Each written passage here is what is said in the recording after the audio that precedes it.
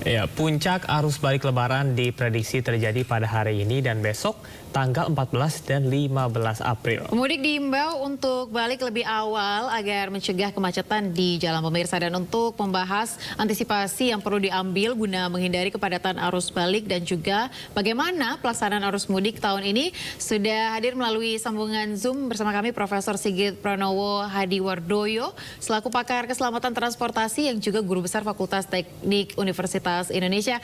Halo, selamat pagi Prof. Selamat pagi. Seperti apa kabarnya pagi ini Prof? Baik, segar. Baik. Prof, ini kita sangat penting sekali ya untuk mengetahui. Yang pertama adalah langkah apa sih sebenarnya yang harus diambil untuk mengantisipasi kepadatan arus balik Lebaran ini? Ya, yang sudah dilakukan oleh aparat ya untuk pengaturan lalu lintas sudah bagus ya. Tinggal menurut saya para pengguna memang harus disiplin. Namun satu hal yang perlu saya berikan catatan bahwa kontraflow itu bukan satu solusi yang ideal untuk di jalan tol. Jadi kontraflow itu solusi darurat, sehingga kalau jalan itu masih lengang, sebaiknya tidak dibuka jalur kontraflow. Jadi kita belajar dari yang kejadian yang lalu ya, bahwa kecelakaan itu terjadi di kontraflow karena memang arusnya lengang sehingga kendaraan memacu. Karena kontraflow itu biasanya di beberapa negara itu untuk kondisi kalau misalnya ada kerusakan jalan atau mungkin juga ada kecelakaan. Nah, kita ini kan solusi dari kemacetan. Jadi kalau misalnya kepadatan tidak terjadi, selayaknya kontraflow itu jangan diberlakukan lebih dahulu. Baik. Nah, ini yang sedikit evaluasi untuk kita kemarin. Nah, begitu untuk sementara. Baik. Prof, tapi kan kalau kita lihat antisipasi itu dilakukan sebelum terjadi adanya kemacetan begitu. Kalau pendapat Anda terkait hal ini seperti apa? Jadi arus itu kan bisa diperhitungkan ya, artinya yang dari arah Kali Kangkung misalnya sudah sampai di mana arus yang padat tadi, kemudian juga yang barangkali dari arah dari Bandung. Nah, ini kan kita kalau saya dengar tadi ya dari kilometer 72 kan akan dilakukan kontraflow. Nah, ini kan sebetulnya buka tutupnya kan bisa di situ. Artinya ketika kita sudah mengetahui arus sudah padat, barulah dibuka jalur kontraflow-nya tadi. Tapi kalau misalnya masih belum, selayaknya jangan dibuka dulu karena akan memacu kecepatan. Sebab di kontraflow itu memang tidak aman sebetulnya. Baik, ya. baik. Oleh sebab itu kecepatan juga harus rendah, karena ketika jalan tol diberlakukan kontraflow, artinya jalan itu sudah bukan jalan kecepatan tinggi lagi. Ya. Bahkan di beberapa negara itu hanya 30 mile per hour, ya. Artinya 48 km per jam lah. Kalau kemarin saya mengatakan 40 km per jam ya.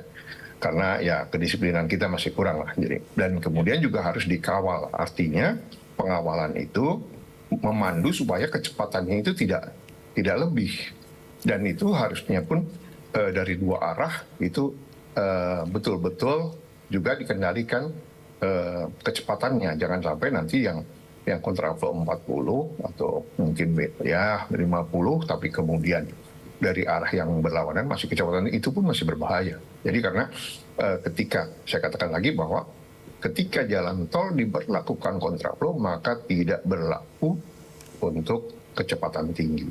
Baik. Prof Sigit, artinya seperti yang Anda sampaikan tadi bahwasanya rekayasa lalu lintas yang diterapkan ada one way, kontraflow. Apakah memang betul-betul perlu adanya peninjauan ulang terhadap indikator-indikator yang Anda sebutkan tadi, dan juga kepekaan dari para petugas untuk bisa memutuskan, oh ini sudah bisa diterapkan kontraflow ataupun tidak? Apakah yang Anda sebutkan tadi, petugas ini harus betul-betul mengkaji dan juga peka terhadap situasi dan kondisi apakah ini layak atau tidak untuk dilakukan kontraflow?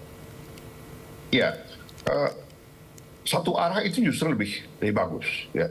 Artinya satu arah itu betul-betul memang fungsi kecepatan tinggi masih bisa berlaku karena aman ya.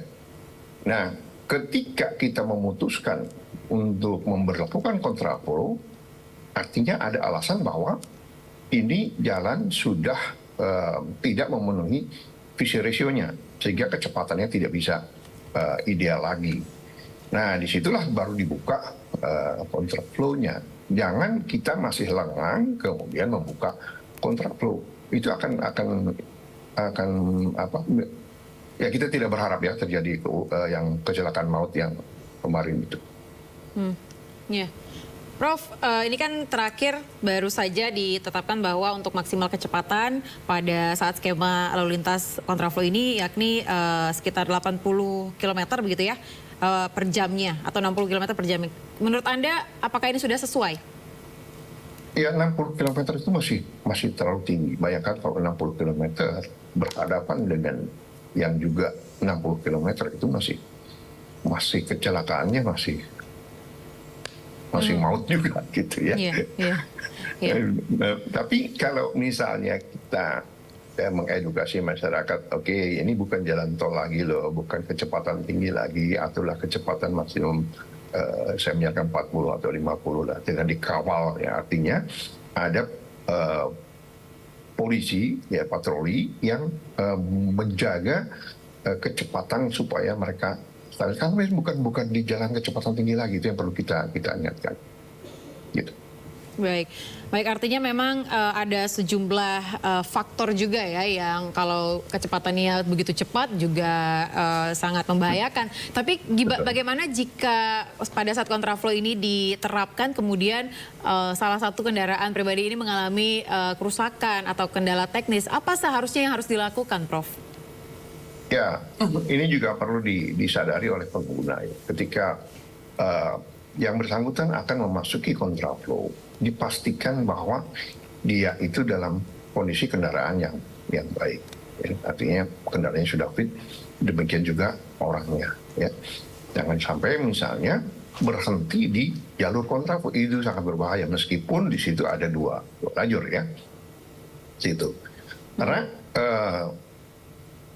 yang di belakang ini juga beranggapan bahwa ya dia harus yang menerus ya. Nah, karena tidak ada bahu jalannya pun sangat sempit ya, sangat kecil ya.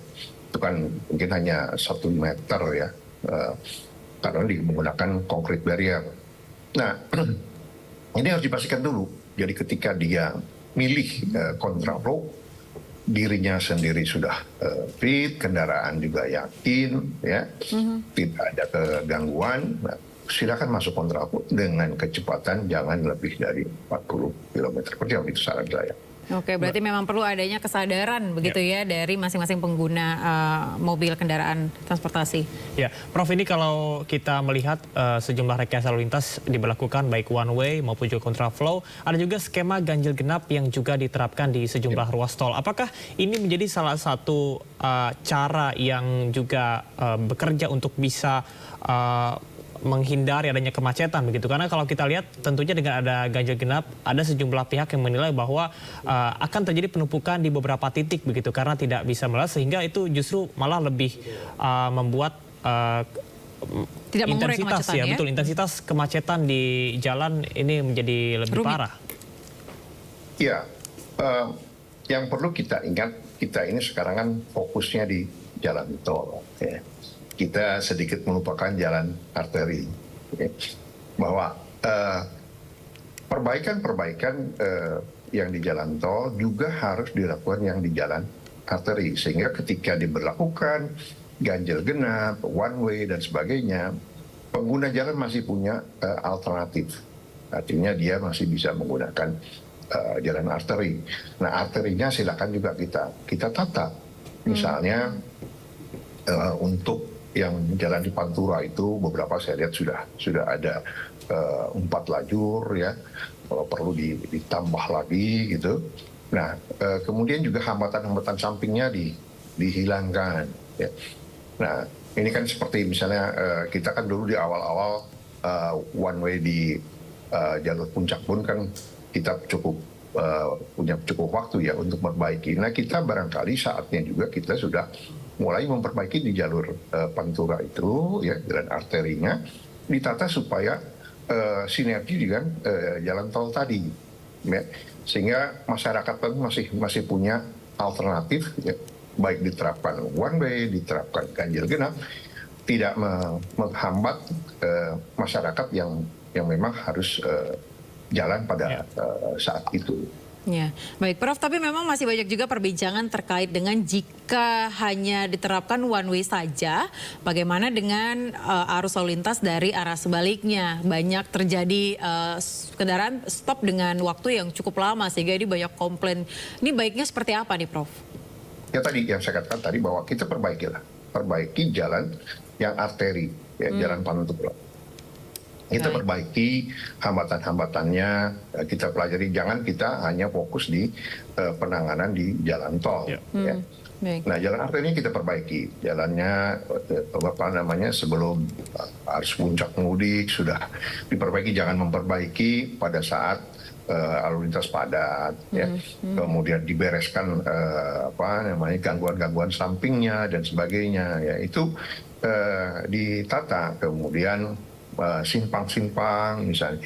Jadi kita juga ke depan, ya, ini saya bicara ke depan, kita coba persiapkan juga tidak hanya di jalan tol, tapi juga di non tolnya pun kita tata. Ya, mengingat memang kebanyakan dari para pemudik ini menggunakan sepeda motor juga ya, Prof? Ya. Baik Prof, kita tahan terlebih dahulu. Kami masih akan berbincang bersama dengan pakar keselamatan transportasi yang juga guru besar Fakultas Teknik Universitas Indonesia, Profesor Sigit Pranowo Hadiwardoyo, usai jeda berikut ini. Tetaplah bersama kami. Anda kembali di Breaking News, pemirsa, bersama saya Aya Dufus dan rekan saya Camar Haenda. Pemirsa, Kakor Lantas Polri menjelaskan angka kecelakaan lalu lintas saat arus mudik tahun ini turun dibanding tahun lalu. Namun terjadi 2 kecelakaan yang fatal sehingga jajaran Dirlantas diminta lebih waspada di titik-titik rawan kecelakaan ketika arus balik. Pak Menko, Pak Menteri, dan hadirin sekalian, teman-teman media, kita melihat evaluasi selama arus mudik, ya. Kalau di kami mulai tanggal 4 sampai dengan hari H, tadi untuk laka lantas ada penurunan secara nasional, ya, ada 12% turun. Dari 1.793 kasus menjadi 1.581 kasus. Kemudian untuk fatalitas korban meninggal dunia ini juga turun 0,04%, ya. Kemudian luka berat ada kenaikan 16%, kemudian luka ringan ada penurunan 18%. Itu kita bandingkan dengan masa operasi, masa arus mudik tahun 2023. Namun kita juga prihatin, ya, dengan kejadian kemarin di kilometer 58.600 dan tadi pagi di kilometer 370-200 Semarang-Batang. Ini terjadi kecelakaan menonjol, ya, yang berakibat korban meninggal dunia. Tadi pagi ada 7 yang meninggal dunia. Kemudian kemarin ada 12. Ini menjadi perhatian kita semua dan kita sudah melakukan evaluasi, mengarahkan para Dirlantas untuk menangani black spot ini atau titik-titik rawan kecelakaan menjadi lebih concern lagi.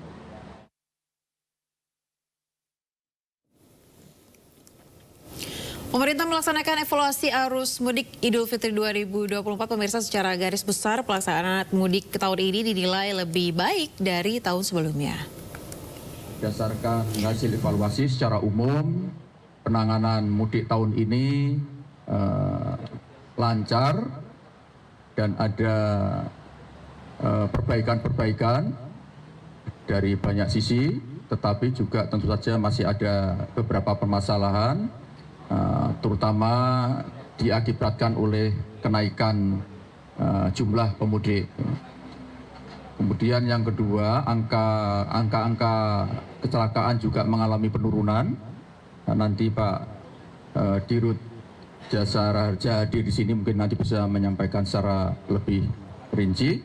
mulai dari jumlah kecelakaan, kemudian korban yang meninggal, korban luka, dan juga mengalami penurunan, termasuk pembayaran angsuran dari jasa harja juga mengalami penurunan.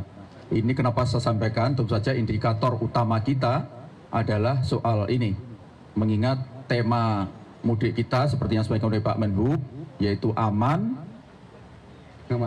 ceria, dan bermakna. Jadi mudik harus bermakna ini. Jadi target kita betul-betul sebetulnya idealnya adalah zero accident gitu. Karena itu semakin mendekati zero semakin bagus gitu. Tadi dibahas yang berkaitan dengan pertama tadi kita membahas tentang penyeberangan. Saya kira banyak catatan termasuk dari rekan-rekan wartawan, saya memantau komentar-komentar dari para pemudik, memang ada beberapa hal yang harus diperbaiki termasuk lama ngantrinya, kemudian juga masih adanya pemudik yang kurang disiplin, terutama mematuhi agar membeli tiket online jauh-jauh hari. Ternyata masih banyak yang berspekulasi dengan datang tanpa tiket gitu, dan bahkan ada beberapa pemudik yang melakukan fait accompli terhadap petugas untuk memaksakan untuk ikut berangkat walaupun sebetulnya belum punya tiket. Ya, pemirsa, masih bersama dengan kami Profesor Sigit Pranowo Hadiwardoyo selaku pakar keselamatan transportasi yang juga guru besar Fakultas Teknik Universitas Indonesia. Ya, Prof, kita kembali lagi berdialog. Kalau tadi kita sudah membahas terkait dengan teknik soal skema lalu lintas, kontraflow dan juga one way. Tadi sempat disampaikan oleh Menko PMK terkait dengan evaluasi bahwa skema lalu lintas tahun ini lebih baik daripada sebelumnya. Tanggapan Anda seperti apa, Prof? Iya, kenyataannya memang demikian. Artinya ada penurunan, ya, beberapa hal yang masih harus kita perbaiki. Namun upaya-upaya ini juga patut kita hargai lah, kita apresiasi. Masyarakat juga mulai terbiasa dengan mempersiapkan, ya, seperti misalnya pembelian tiket jauh-jauh hari dan sebagainya. Nah ini ke depan ini kita harus tetap kita perbaiki. Ya. Memang budaya mudik itu memang sudah menjadi khasnya kita, ya. Sehingga kita harus para pelaksana di lapangan harus kita mempersiapkan bahwa akan dari tahun ke tahun akan terus meningkat. Ya. Namun demikian tadi saya sampaikan bahwa kita juga tidak bisa mengandalkan pada jalan raya. Kereta api pun kita harus mulai kita tingkatkan lagi pelayanannya, ya. Tata cara bagaimana masyarakat mempersiapkan perjalanan, ya. Kemudian juga kita memanfaatkan fasilitas sarana transportasi di laut misalnya, kemudian udara, semuanya sinergi, karena memang kegiatan mudik sesuatu khas kita yang tidak mungkin kita bisa kurangi, ya, harusnya, tapi justru akan terus meningkat. Baik, Prof, artinya apakah sosialisasi terkait dengan mudik 2024 ini sudah dijalankan dengan baik begitu? Ya, sempurna sih belum, ya, tapi bahwa upaya menuju ke sana sudah terlihat, ya. Artinya sudah mempersiapkan, ya, di beberapa dengan mempercepat atau menyiapkan jalan tol, kemudian juga pelabuhan, ya, sudah mulai dipersiapkan dengan mungkin penambahan dermaga dan sebagainya. Ini memang satu usaha yang harus kita persiapkan lebih awal, ya. Artinya nanti kita di Lebaran 2025 itu pun kita harus persiapkan lebih awal, baik infrastrukturnya, kemudian sosialisasi kepada masyarakat, seperti misalnya harus one way misalnya. Kalau jauh-jauh hari sudah diketahui masyarakat pun sudah mempersiapkan bahwa tanggal sekian jam sekian itu akan ditutup untuk dari arah sebagian. Dengan demikian masyarakat sudah bisa mempersiapkan. Baik.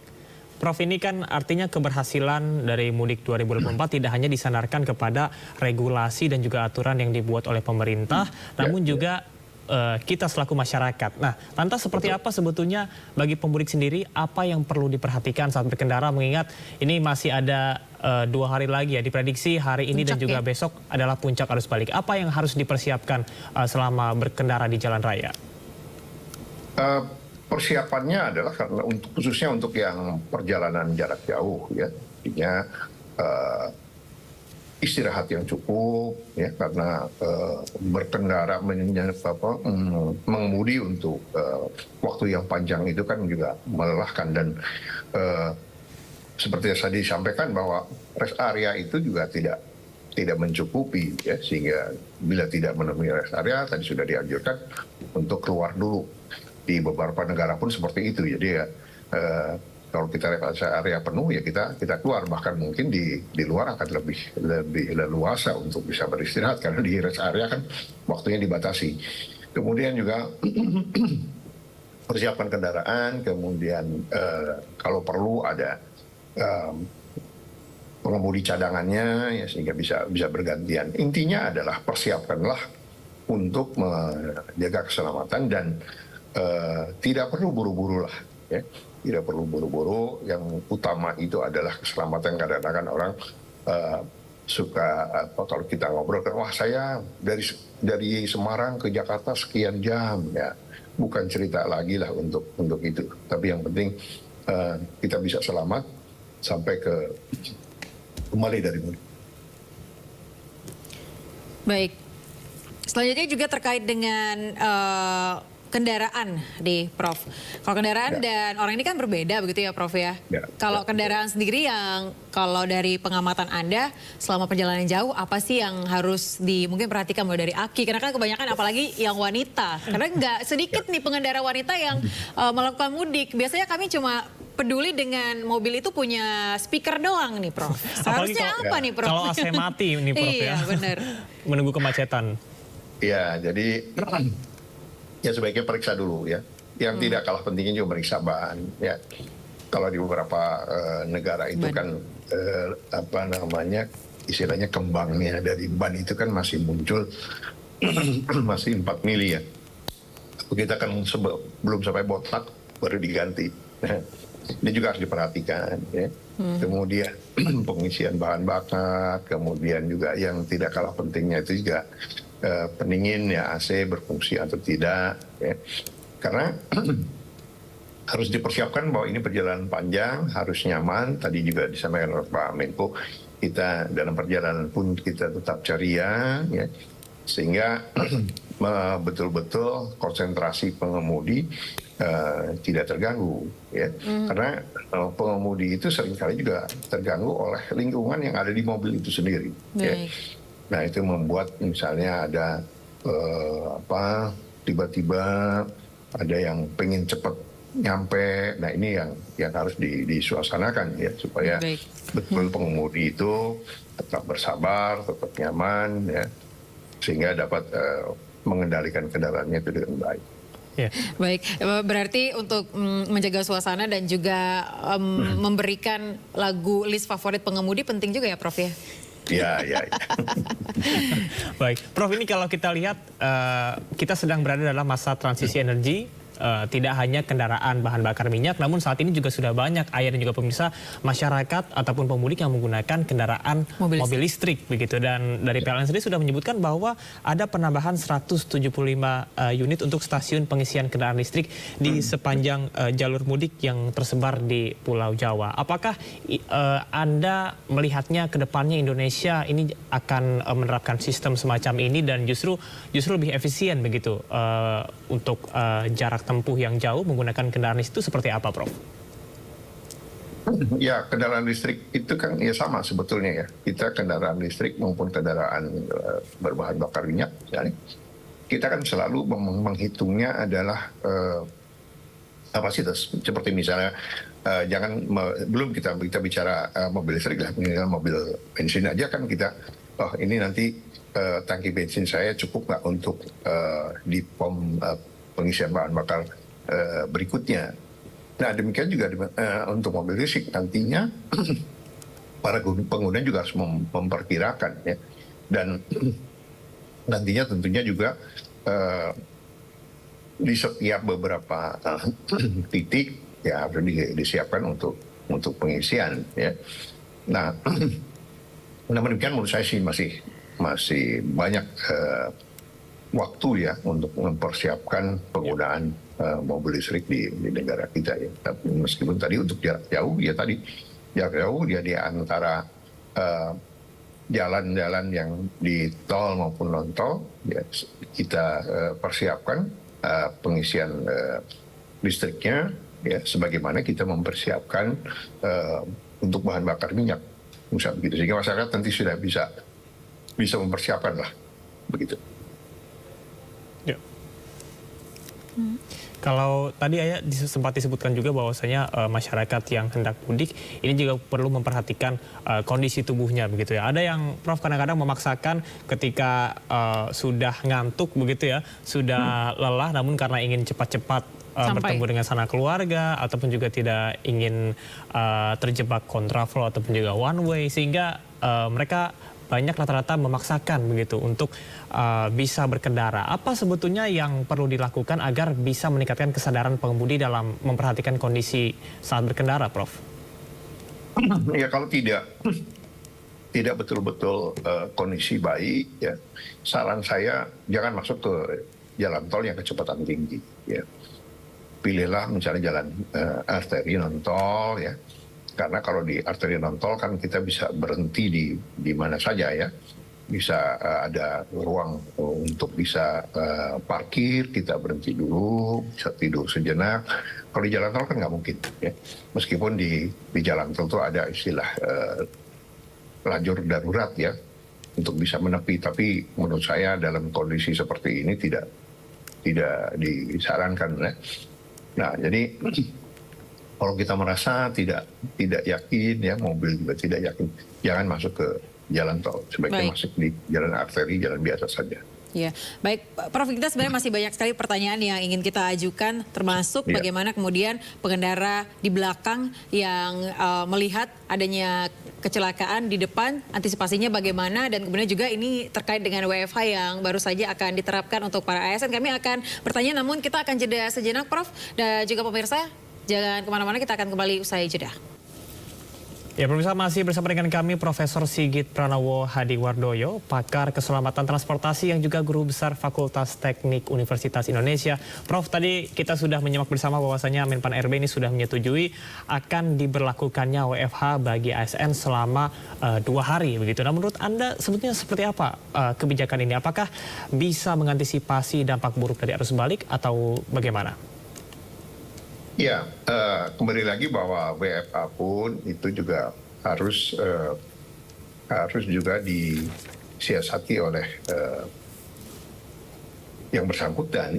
Ya, jangan juga nanti semuanya berpikir akan kembali mudik pada hari jatuh tempohnya batas akhirnya WFH. Ya, kalau semua di situ ya nanti tetap saja kemacetannya akan numpuk di hari menjelang masuk kantor ya.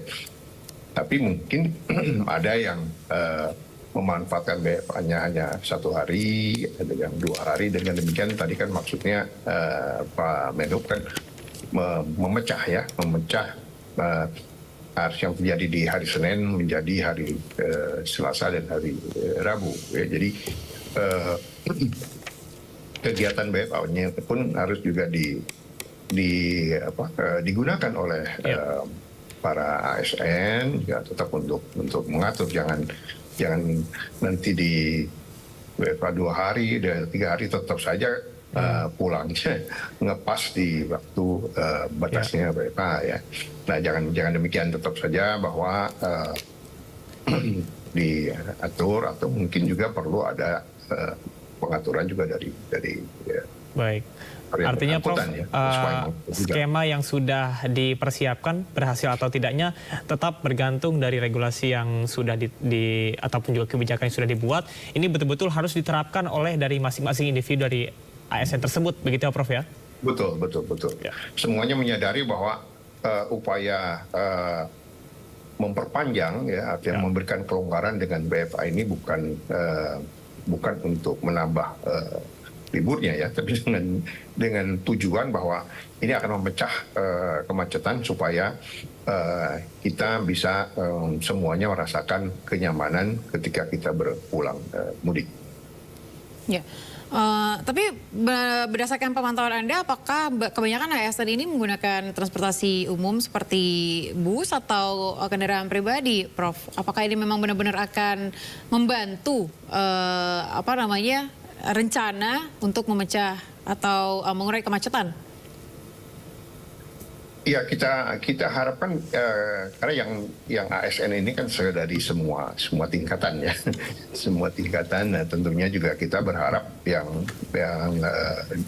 biasanya kan yang BFA ini juga pada level tertentu ya, tapi yang di bawah ya mungkin tetap yang pengguna angkutan umum dan sebagainya itu menurut saya juga pasti mudah-mudahan ya tetap dia akan kembali dengan waktu yang sebagaimana biasanya ya, artinya tidak berpengaruh menurut saya untuk yang masyarakat yang pekerja yang di bawah ya, tapi kalau yang mungkin di level tertentu yang memang sudah terbiasa memanfaatkan WFH mungkin akan memanfaatkannya.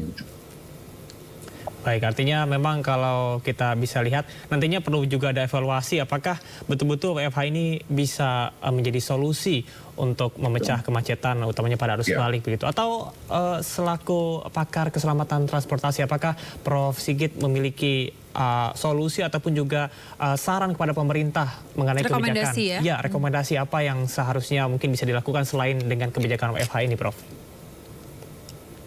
Ya, sebetulnya kalau kita masing-masing ya sudah mengoptimalkan fungsi dari WFH, karena WFH kalau saya perhatikan di beberapa negara ya maju itu betul-betul memang sudah dimanfaatkan sebagai satu solusi untuk bekerja. Jadi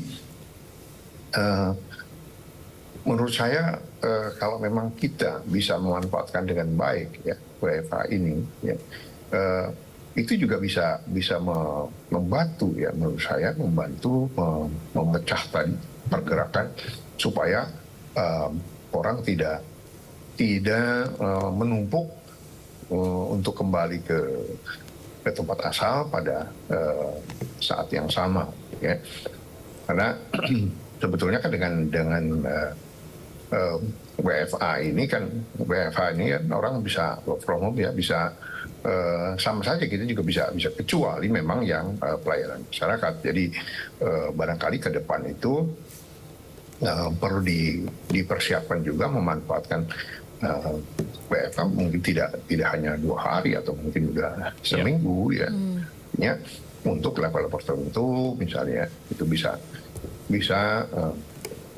dan juga masyarakat yang ASN yang ber-WFH betul-betul WFH ya, jangan kerja juga masih bersantai-santai ya, tetap kerja jam 8 jam 4 sore ya, jam 8 sampai jam 4 sore ya tetap standby di depan kameranya gitu, tetap bekerja.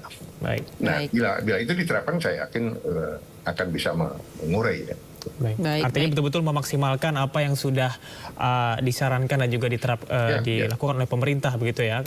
Regulasinya betul-betul harus diterapkan oleh masing-masing individu. Betul sekali, karena memang penerapan ini juga sudah melalui banyak sekali pertimbangan begitu ya, Prof ya. Jadi kita akan mungkin melihat seperti apa, mungkin nanti kita akan evaluasi untuk tahun ke depannya. Baik, terima kasih Prof atas perbincangan yang sangat bermanfaat dan juga informasi penting ya terkait dengan keselamatan transportasi dari langsung pakar keselamatan transportasi yang juga guru besar Fakultas Teknik Universitas Indonesia, Profesor Sigit Pranowo Hadiwardoyo. Terima kasih Prof, salam sehat.